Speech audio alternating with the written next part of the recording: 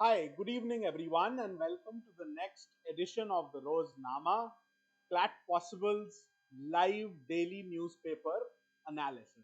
But before we get into the newspaper articles and editorials of the day, it's the moment we have been waiting for, and soon I hope a moment you realize you have been waiting for as well. This is the moment we want to reveal what we've been working on over the last 1 month, over the last 30 days.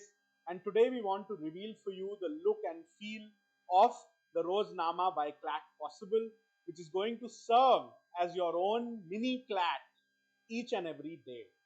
It will be a compilation of questions from today's editorial covering all the subjects of the Clat exam. You get the top 5 news of the day in nice bite-sized form in the form of slides. Okay, you also get daily vocabulary practice. You get words of the day and then you get to practice them the same day, right? And much more, right? We have special charts which we prepare for each Sunday. So we've been working on all of this for the last month or so, and now we are ready to reveal it for you. Okay, now we are ready to reveal to you the look and feel of the Roznama. So I hope you have begun seeing it on the screen. So this is how it's going to look once you log in. Okay. Now, once you've logged into your accounts, you are going to see this free course called Roznama. The moment you log in, now don't worry, we are going to reveal where you can find it and it will go live tomorrow for all of you. So as you can see on the left here, you have the various days of the week listed so that you can have a look at which all days are already prepared. So you go ahead, let's have a look at the latest day, that is the 30th of January. Okay, so the moment you come to it, you'll reach this entry page, right? It's a very easy to use interface. You mark complete and go next. Immediately, you see a quiz of 25 questions covering English, logical reasoning, legal reasoning, GK and current affairs, as well as quantitative techniques. So you can directly go ahead and take a look. You start your assessment, you see what sources have been used for the day, and it immediately takes you to today's Roznama comprehensive practice question, right? So it involves the passages of the day, questions in the form of multiple choice questions. So you can go ahead and practice this each and every day. Okay, so I'm not going to submit it because this is just a preview. Now, after you're done with the test for the day, you will be able to see the next section. What is that? It is a briefing on the key takeaways of the day. So this part is prepared by Dr. Surbhi Modi, who works on the article you have just done in the comprehensive practice, and then you are able to have a look at the deep dive of one of those articles. Once you're done with that, you go on to the next one and you will be able to see the daily newspaper analysis of the day. Next, we have the top 5 section where you see the news of the day in brief. Just 5 pieces of news with all of the relevant details on the screen as you go. Okay, all of it is collated and fact checked from the newspapers and from official sources. Okay, so I hope that's given you a look. Next is the words of the day section that gives you the top 10 words, their meanings, definitions, how to use them, synonyms, as well as antonyms. And finally, once you've studied this table, you are able to practice those very words in the next page. Okay, so that is the basic structure of the Roznama. what we wanted to bring to you is a mini Clat, a compilation of questions from all of the major sections each and every day for free so that you can practice and make sure that you are able to nail Clat. So stay tuned. Make sure you sign up for it tomorrow. You will be receiving messages to sign up.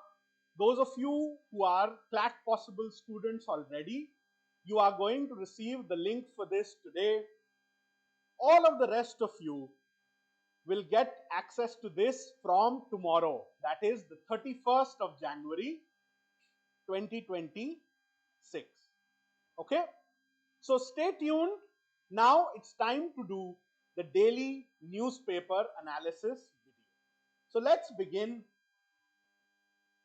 So today we have a whole bunch of news. The first piece of news relates to the economic survey that was released yesterday. Okay, so this year the economic survey has been released on the 29th of January 2026. Now, what is the economic survey? The economic survey is basically a deep dive report on all of the economic indicators over the ongoing financial year. So what is the financial year that is going on right now? It is the financial year 2025-2026. That is from 1st April 2025 to 31st March 2026. Okay. Now it gives statistical calculations, estimations for this financial year, but also makes projections for the next financial year, that is 2026-2027. So one of the figures most looked forward to is the projection of the economic survey for the next financial year, that is FY 26-27. And the projection that has been made by the economic survey is 6.8 to 7.2%. What is this? This is a prediction for the GDP growth. All right. So just be sure about this. There are a lot of facts and figures that you see in the economic survey, but there's really only one or two of them that you have to remember. The key one is the prediction made for FY 26-27. Now, one or two basic facts. This is a document that nowadays comes before the budget, right? The budget is upcoming. The union budget is upcoming on the 1st of February. So, before that, the economic survey is presented. Who prepares the economic survey? It is the economic division of the Department of Economic Affairs, Ministry of Finance. Now, who is the person who leads the preparation of the economic survey? It is the officer known as the Chief Economic Advisor. So, who is that right now? His name is V. Anantha Nageswaran. Okay, V. Anantha Nageswaran is the current Chief Economic Advisor, under whose leadership the economic survey has been prepared. Okay, of course, it is the Finance Minister, that is Nirmala Sitharaman, who tabled it before Parliament. Okay, so that is the overall look. Look forward to the budget. We are going to do a special session on the budget as well. So stay tuned for that. Let's now go ahead. So there are a lot of articles in the newspapers today based on the economic survey.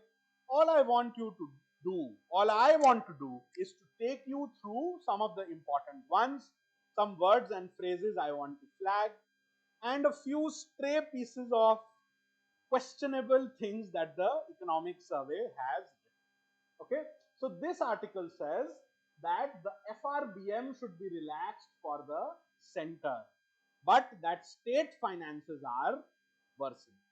So most important is to know the meaning of the FRBM Act. Okay, so what is FRBM? It is the Fiscal Responsibility and Budget Management Act. Okay, the Fiscal Responsibility and the Budget Management Act. So it is this act which essentially provides guidelines for the budgets, for fiscal policy, for the union, and in an indirect sense also for the state. Okay, so it is very important that you remember the full form of this law. What it does is prescribes fiscal deficit targets. Okay, so here the economics survey is suggesting that the Fiscal Responsibility and Budget Management Act can be loosened for the center, but not for the states, because state finances are worsening over time.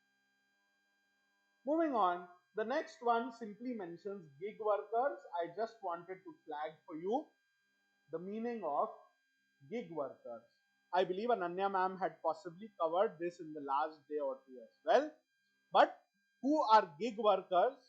Basically, they are not permanently employed, right? So the gig economy is made up of those workers who are employed from time to time.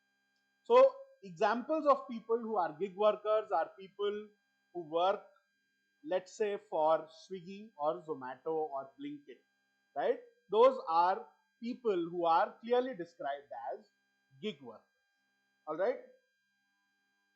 Moving on, the next article mentions the drying up of FDI and FII flow. Okay, so first, of course, you have to know the full forms of FDI and FII. So FDI is foreign direct investment, and what is FII? Foreign institutional investment. Okay, so both of these you should know about. You absolutely must know the full forms. As you know, Clat increasingly asks full forms in the exam, both in GK as well as the legal reasoning section. Okay, all right. So here again, it's what I flagged earlier, the projected growth for 26-27 financial year is between 6.8 to 7.2 percentage points. Okay. The important details we have already mentioned. The economic survey tries to make the case that India is a victim of poor geopolitics, meaning that the economic fundamentals of the country are good, but due to a problematic global situation, India is not seen to be doing so well or as well as it could have done. So that's essentially the thrust of the economic survey. Now, one of the aspects that's very problematic about the economic survey is it says that we need to restrict the right to information. Now, this is something that is not great. The Right to Information Act was a definitionally brilliant enactment passed to ensure that citizens have the fundamental right to information. It improved transparency, it improved accountability. But the economic survey here calls for restriction of the Right to Information Act. Right? It said that adjustments should be there, okay, to make sure that information does not get disclosed which harms the country. Now, I'm sure you know that the Right to Information Act already has exceptions preventing disclosures relating to national security and so on. The economic survey calling for it suggests that they are proposing that even information relating to financial or economic projects should be exempt from disclosure under the RTI Act. This is something that is extremely problematic. Okay. Moving on, I just wanted to flag the recent MG NREGA versus VBG Ramji dispute.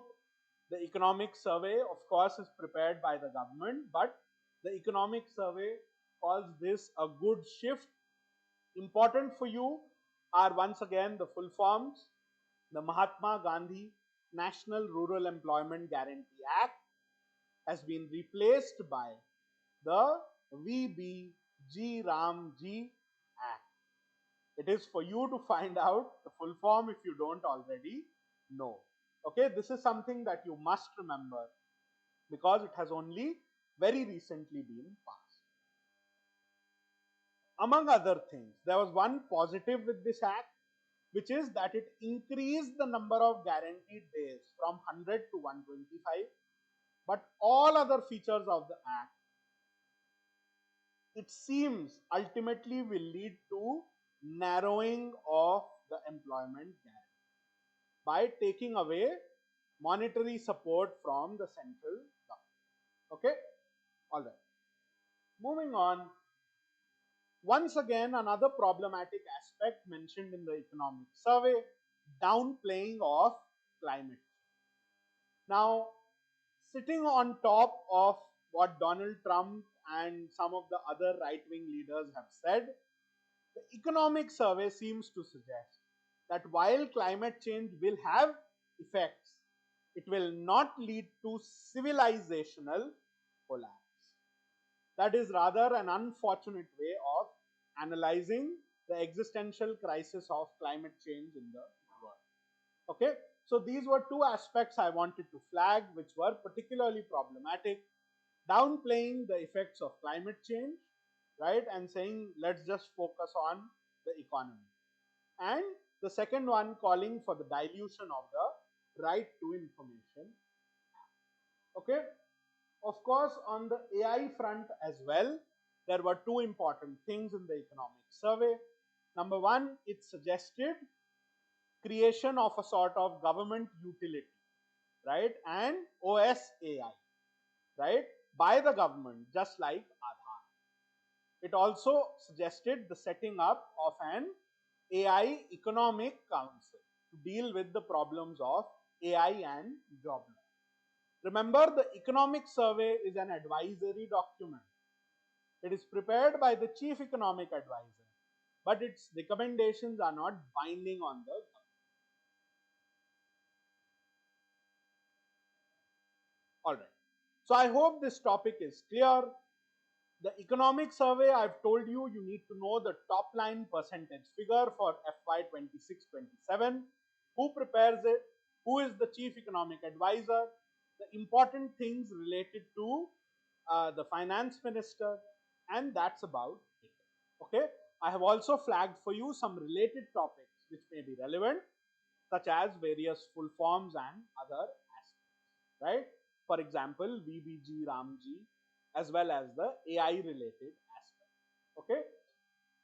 The second big piece of news in today's newspaper is about the staying by the Supreme Court of the UGC promotion of equity in higher educational institutions regulations 2026.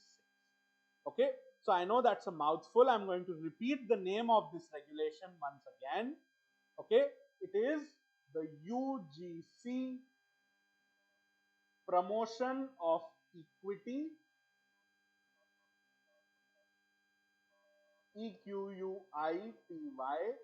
in higher education institutions regulations 2026. Okay, so this is the full name of the regulation. Of course, this regulation was issued by the University Grants Commission, which is a statutory body established under the UGC Act. Okay, now what has the Supreme Court done? Right, the Supreme Court has stayed these regulations, or in other words, it has used the words these regulations are held in abeyance. Okay, these regulations are held in abeyance till we decide this particular case. Okay, now let's read a little bit about it. Let's talk a bit about it. What are these regulations? Let me tell you first, there is nothing which is problematic about these regulations. Okay, there were previous guidelines or regulations from 2012 which were already there. These new regulations have simply built up over it, clarified it, and added. Okay, so it adds some definitions. It gives extra examples of the ways in which caste discrimination may occur in universities, systemic problems which may arise, and most importantly, it provides a mechanism that if a university allows a student to be discriminated against on any basis, but specially also on the basis of caste, then the university will be penalized, right? That is the long and short of this, regulation. The UGC Promotion of Equity in Higher Education Institutions Regulations 2026. Now, there is nothing wrong with that, but for some reason, the Supreme Court has found it fit to stay these regulations, saying there is possibility of misuse. It has framed 4 or 5 questions of law. I certainly did not think that it merited those regulations being stayed. The regulations had a very simple purpose: to make sure there is no caste discrimination. In fact, these regulations are not just about caste discrimination, but about discrimination on other grounds as well. So first, there is a general prohibition of discrimination, and there is a specific prohibition of caste discrimination. How that amounts to oppression or victimization of the quote-unquote general classes is something I at least cannot understand. So anyway, the Supreme Court has seen it fit to do this. What I want you to find out from a GK perspective: who is the chairperson of the University Grants Commission? You all, of course, know who is the Chief Justice of India. It is Justice Surya. Okay, so that is the summary of this particular issue. The court said that it is going to divide society. This is one of those classic problems. Caste already divides society. Measures taken to alleviate caste discrimination being described here as a method to divide society. This is the classic argument made with reservation as well. In reality, reservations have been provided for to alleviate centuries of discrimination on the basis of caste. And yet now, many say that reservations are a form of caste discrimination. So this is an argument I personally do not buy. Reasonable people can, I guess, disagree. But the court here said these regulations will divide society. A regulation prohibiting discrimination, prohibiting specifically caste discrimination, are seen by the court as an instrument to divide society. Okay, I can think of many other instances of laws which are capable of misuse, which have never been stayed by the courts. The PMLA and the operation of the Enforcement Directorate especially comes to mind. In any case, there is a good article in the Indian Express on page 18. I would suggest that you read this article. If you go through it, they simply compare the differences between the 2012 and the 2026 regulations, and they also mention what the court has commented. Once you read this, you will realize that it was not justified to stay these regulations. Okay? Anyway, when you do today's Roznama, you will find a passage about this. I haven't given it today for legal reasoning, but Sajal sir has prepared questions on this from the perspective of critical reason. Okay? So I hope you sign up and have a look at it. Moving ahead, now today and tomorrow, India is hosting a foreign ministers meeting which will involve the foreign ministers of the Arab League or the League of Arab States. So this will include the External Affairs Minister of India, who is that S. Jaishankar or Subramaniam Jaishankar, and the foreign ministers of the League of Arab States countries. Okay. Now, League of Arab States comprises of a bunch of countries from the Middle East as well as Africa, as well as from parts of Asia. Okay. Now, so this foreign ministers meeting is taking place. I am flagging this in the context of the Israel-Palestine issue. In fact, our Prime Minister is also scheduled to go on a state visit to Israel. Link all of this also to the creation of the Board of Peace by Trump earlier in this month, which as of today, India has not joined. India has not said we will not join either, but India has also not joined. Okay, so please keep this in mind. You must know the basic details about the League of Arab States as well. When it was founded and how many members it has and where it is headquartered. Okay, so these are some important details for you to keep in mind. This foreign ministers meeting, which is happening in India today and tomorrow, is being co-chaired by India's External Affairs Minister S. Jaishankar and the United Arab Emirates Foreign Minister. Okay, I hope this is absolutely clear. Okay, this is an article published in the Hindu today, which goes into the details relating to the League of Arab States and the history of India-Arab cooperation. India as well as the Arab states have had a long-standing relation, even preceding the creation of the country of India in 1947. Okay, so just remember the League of Arab States was formed in Cairo on 22nd of March 1945. And how many members does it have as of now? It has 22 members. So do look at the other details, the headquarters as well as the Secretary General. Okay, I hope this is clear. Moving on, now this is an article I simply wanted to flag from the perspective of grammar. Okay, it is of course a good explainer on terms like globalization, liberalism, mercantilism, and so on and so forth.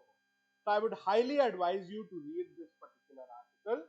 In fact, once again in today's Roznama, this article has been featured as the passage for English, and Surabhi ma'am has prepared in-depth questions to test comprehension as well as vocabulary.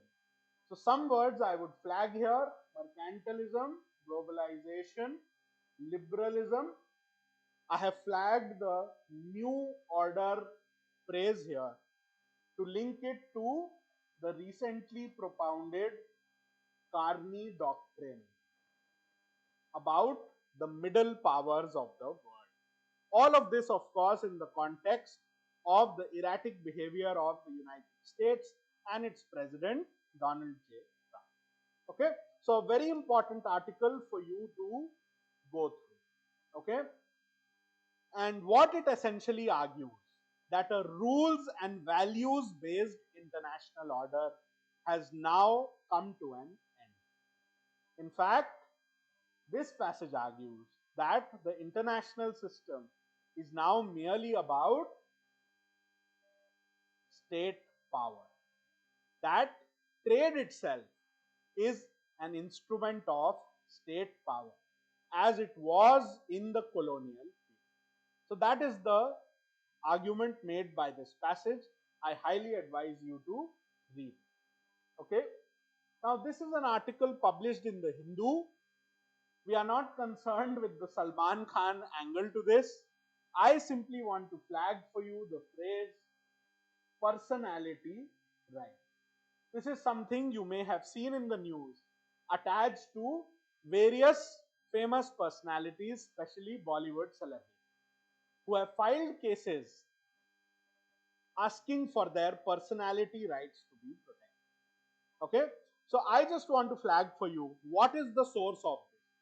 The source of this is Article 21 of the Constitution, which provides for the right to life and personal liberty. So it's provided here in the passage. In the seminal case called K.S. Puttaswamy versus Union of India, the court held that the right to privacy was part of the right to live with dignity enshrined in Article 21 of the Constitution, and this included personality rights such that others would not be able to exploit our private information, our persona. Okay, and personality rights are about the economic exploitation of one's personality, as all celebrities do. Okay, so I just wanted to flag this concept for you, very important. And of course this links up with Article 19(1)(g) as well, which is the right to profession, trade, occupation and business. Okay, so a combination of these gives rise to personality rights of celebrity. Okay, there is another aspect here of John Doe. Okay, so this is not necessarily linked to personality rights, but these words, okay, John or Jane Doe, and its equivalent in India is Ashok Kumar. So whenever we don't know against whom the case is filed, or if we are trying to get an order against unknown person, these words are used as stand-ins, right? Meaning I am filing a case against John Doe or Jane Doe, or in India against Ashok Kumar. Okay, so I hope this is clear to you. These unknown persons orders are issued a lot of times in personality rights protection as well as in IP protection, when the number of people against whom the order of is passed is not clear, nor is their identity. Okay, so I hope this is clear. Moving on, a quick look. Yesterday on the 29th of January, the beating the retreat ceremony took place at Vijay Chowk, attended by the President, the Prime Minister and other important military officials such as the Chief of Defence Staff, Anil Chauhan. So beating the retreat ceremony is a ceremonial withdrawal of the forces. The flag is brought down, right? And this marks the end of the Republic Day celebration. Okay, where is Vijay Chowk? If you are wondering, it is the area almost right in front of Rashtrapati Bhavan. Okay, all right. Moving on, I don't want to go into this on detail, but the Supreme Court has reserved its verdict. Okay, so from the perspective of legal reasoning, what is the meaning of a verdict being reserved, or the Supreme Court reserved its order? The point is, we are not yet ready to give the order, but this is what the court says when the hearing is complete. That is to say, at the next date, whenever that comes, the court will simply pronounce its order or judgment. Okay, so judgment is reserved or order is reserved is a phrase used by the court to indicate that the final hearing on this subject matter is now done and the matter is now reserved with the judges for them to think over it and decide. Okay, so that is the legal terminology aspect, but overall the challenge to the validity of the special intensive revision being done by the Election Commission of India. This hearing is now over and the court is now ready to think about it and pronounce its decision at an appropriate time. Okay, so I am flagging this because this judgment will absolutely come before your Clat and it will become an important topic for legal reasoning as well as for GK and current affairs. Okay.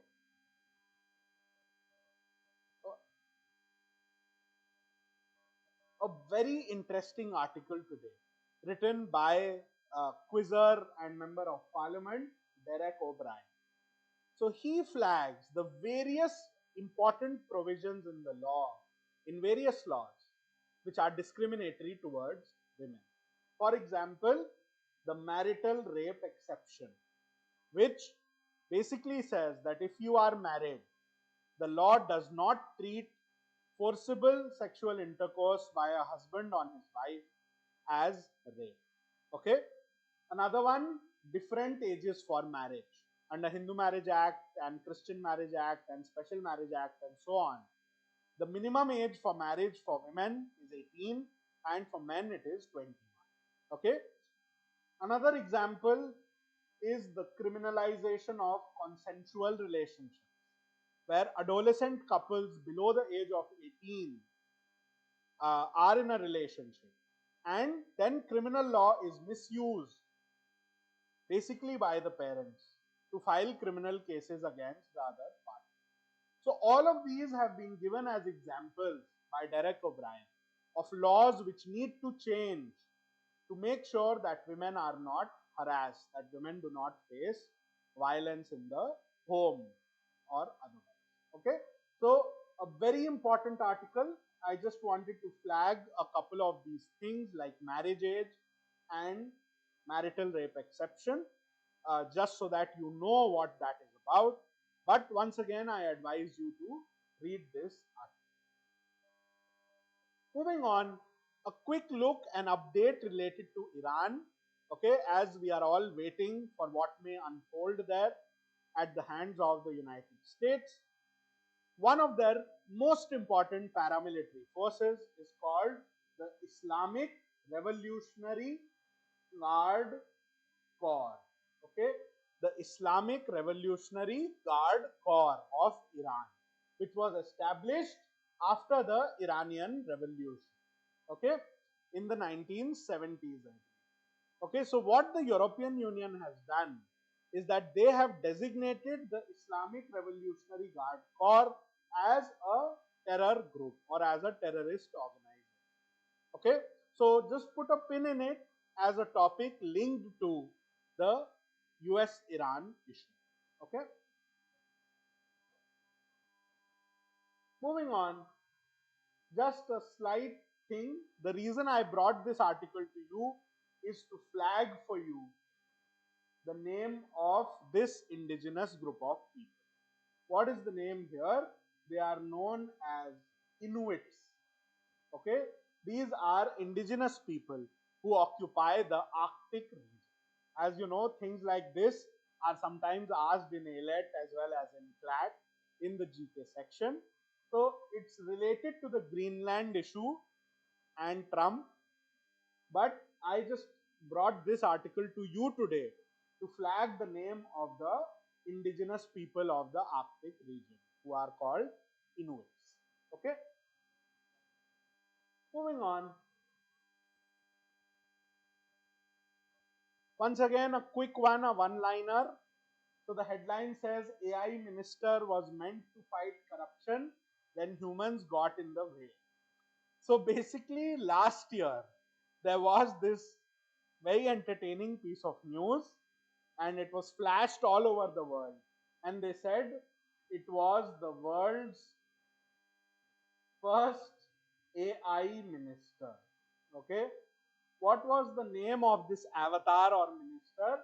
The name was Diella, Diella. From which country? From the country of Albania. Okay, now this was introduced saying this quote unquote AI minister would help root out corruption and it would be in charge of public procurement. Now, as the article suggests, things got out of hand and the humans who are behind DLR ended up engaging in corruption. So that's that. What is important from a Clat perspective is the name of this quote unquote AI minister, which is DLR. And which country is this linked to? It is linked to Albania. Okay, I just want to flag for you, this is not directly related, but recently the railways introduced a humanoid robot as part of the security system at stations, and so the name of that robot is ASC Arjun. Okay, so I advise you to Google it once. It's a one-liner. Please do not go into a deep dive about this. Just remember Indian Railways ASC Arjun for security. That's it, just the name. Okay, I think we are about to reach the end. Finally, the last topic. As you know, today is the 30th of January. It is Martyrs' Day. Now, you may be confused. There are actually 2 days in India which are considered Martyrs' Day. One is the 30th of January, which is an observation of the assassination of Mahatma Gandhi in the year 1948. The other Martyrs' Day happens in March, which is the date of the execution of Bhagat Singh, Sukhdev and Rajguru at the hands of the British. Okay, so both of these are important. Today, of course, is Martyrs' Day, which observes the assassination of Mahatma Gandhi. Who is it that conducted the assassination? Let us never forget his name. His name is Nathuram Godse. Nathuram Vinayak Godse. The assassination took place at the Birla House in Delhi, and at that time Mahatma Gandhi was on a fast unto death, essentially relating to certain payments which had to be made to Pakistan as a consequence of partition. In any case, we will do a deep dive on Mahatma Gandhi as the year progresses, especially on Gandhi Jayanti on the 2nd of October. And we will discuss the other Martyrs' Day relating to Bhagat Singh in the month of March. Okay. So this last article basically said Gandhi's Gram Swaraj ideal and why true devolution of power has remained out of reach. Okay, so as you know, Gandhiji was a big believer in Gram Swaraj. Gandhiji was a big believer in villages. He personally was not a fan of cities, and he believed that after independence, India must go back to being a place made up of villages. Maybe not the greatest idea, but that is what he believed. Something good did come out of it. After independence, this core concept of Gram Swaraj and the prioritization of villages led to the enactment of the 73rd and 74th Amendment Acts. By the 73rd Amendment Act, panchayats were created in Part 9 of the Constitution and were given powers over the subjects listed in Schedule 11 or the 11th schedule. Okay, so I wanted to end today with this topic, with Martyrs' Day relating to the assassination of Mahatma Gandhi. Okay, so let us stop here. It was nice to see all of you. We were able at the beginning to give you a sneak peek into Roznama, how it will look and feel. It's updated every day, usually by 6 or 7 p.m. so that you have that day's editorials ready for you to practice in the evening. You have a newspaper analysis that's ready for you to watch. You have words of the day and a practice test on those words or vocabulary. And finally, you have the top 5 news of the day, all right there in one portal, which you can sign up for free. Okay, so feel free, of course, to recommend it to your friends and share it far and wide. We are looking forward to hosting this for you, and it gives me great joy that we will be able to help all Clat aspirants across the country in achieving their dreams. So nice to see all of you this evening. Best of luck and see you later in the week. Bye-bye.